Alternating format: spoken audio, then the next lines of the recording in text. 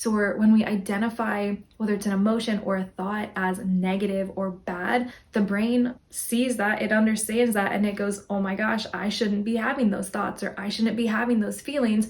What is wrong with me?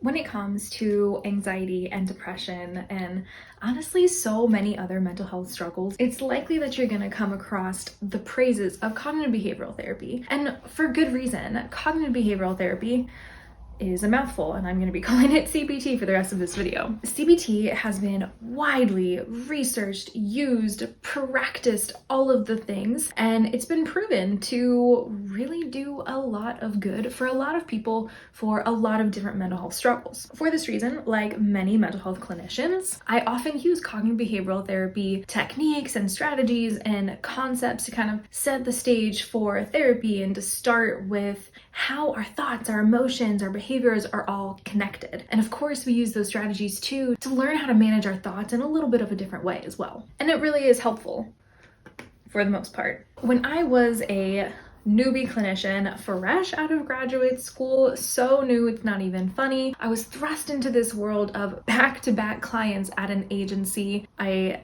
did not know what hit me. I got burnt out so fast, but ultimately that's not the point. The point is that I was so new and I had so many clients. We're talking about a caseload of upwards of 150 for one person. It was absolutely insane. For any new clinicians who might find this video, there really are other ways. You don't have to subject yourself to that high level caseload. There are so many other ways, like private practice and group practices, but we're getting off track again. So back to what I was saying. I was seeing so many clients every single day. I just had this desperate desire to find quick, effective, surefire results for every single one of my clients. And because there were so many, we're talking about so many different mental health struggles. I mean, the full spectrum of mental health truly was what I was seeing at that time, with really just my master's degree and some additional volunteering experience. That's definitely not to say that I don't have that same drive to help my clients today. I totally do, but being in this field now for almost 5 years,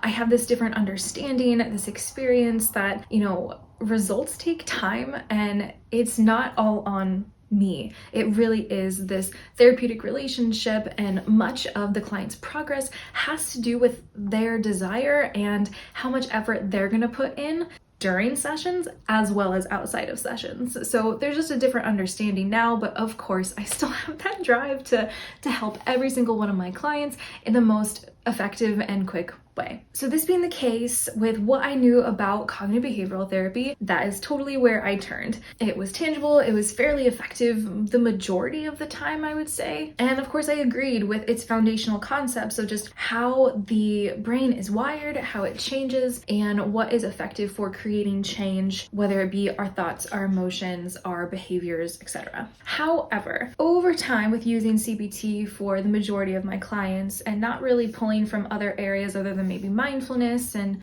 some other random therapeutic strategies I found along the way from my supervisor or colleagues or whatever, it was effective most of the time, but I did notice these patterns start to arise of mistrust of the self and what we know to be true. And I noticed this in particular with more anxious clients. As you probably know, when we experience anxiety, there can be a lot of self-doubt present. It's hard to know what's real. It's hard to distinguish between anxiety and our intuition, our gut instinct. And so when we practiced cognitive behavioral techniques, which does a lot of challenging, unhelpful thought patterns, there's that sense of self-doubt just seemed to grow in my clients who were struggling more so with anxiety. This practice of challenging, changing, or reframing our thoughts can be super beneficial in a lot of cases. But what I was noticing was that, like I said, that sense of self-doubt kept deepening, and there was this ultimate question of, I don't know what's true, and am I making up this reality that isn't actually real? And there were just a lot of questions there, and it just wasn't being very helpful for a lot of my clients at the time. Back then, I had heard a lot about acceptance and commitment therapy, and I'm just gonna call that ACT for the rest of this video. I'd heard about it, but I really didn't have any knowledge base or understanding of ACT techniques or how to use it in therapy or anything like that. I just heard about it. I was like, that's cool, I'm gonna come back to you, but that was pretty much it. Fast forward to now, I've been a licensed clinician for almost 5 years. I am now independently licensed and I own my own counseling practice. I would say acceptance and commitment therapy is the primary method that I use as an anxiety therapist because of how it can differ from CBT. Now, I definitely use both of them together, but I pull a lot more from the principles of acceptance and commitment therapy because I believe and I have seen that it's been so much more beneficial for a broad range of thoughts. It's not just focused on these unhelpful thoughts that we need to change and they're so bad and da. It takes more of a holistic approach to our thoughts, and it teaches us that we have the power to respond to our thoughts in the way that we choose, and we get to decide which thoughts we want to listen to and which ones we do not. In acceptance and commitment therapy, we are practicing turning towards our experiences with curiosity, with mindfulness, with intention, and with compassion. Whereas with CBT, we're identifying some of our thoughts almost as good and some of them as bad, and the bad ones we're trying to change or get rid of. And as I've learned more and more about the brain and how we respond to threats, this almost creates its own stress threat cycle. So when we identify whether it's an emotion or a thought as negative or bad, the brain sees that, it understands that, and it goes, oh my gosh, I shouldn't be having those thoughts, or I shouldn't be having those feelings. What is wrong with me? And it creates this whole anxiety cycle within us. So that's when we try to distract, avoid, eliminate, and it creates this vicious cycle for us. Just the nature of the work in acceptance and commitment therapy is identifying our values and really learning, who am I as a person? What do I want right now out of life in this season in particular? It brings us closer to our truest self and away from that self-doubt. So that's the biggest difference that I have seen between cognitive behavioral therapy and acceptance and commitment therapy, and the reason that I use more ACT techniques and principles in the work that I do, especially with anxiety clients.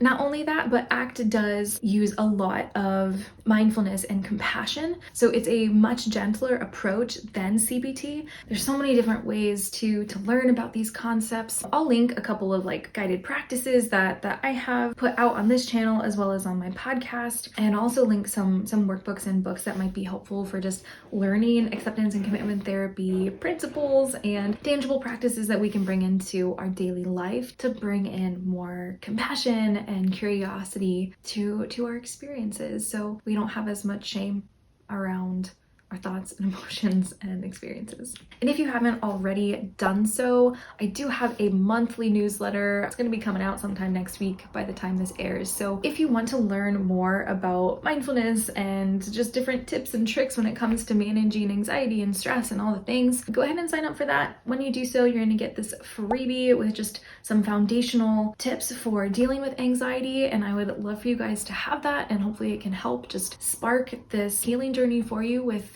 your anxiety or with your stress. And I hope that can be a helpful resource for you. I promise never to spam you guys. It really is just once per month. Honestly, that's all I can handle right now while juggling all of the other things of being a business owner. So that's all for now, and I hope this is helpful for you guys. And I would actually love to hear in the comments what your experience has been with cognitive behavioral therapy or with acceptance and commitment therapy. See if you have a preference, if you've tried both or one or the other or whatever. Just I'd love to hear all the things. I'm always curious of what these experiences are like for other people, because I am but one person, and so there's so many other perspectives out there that I'm eager to hear. So until next time, I'll see you guys later.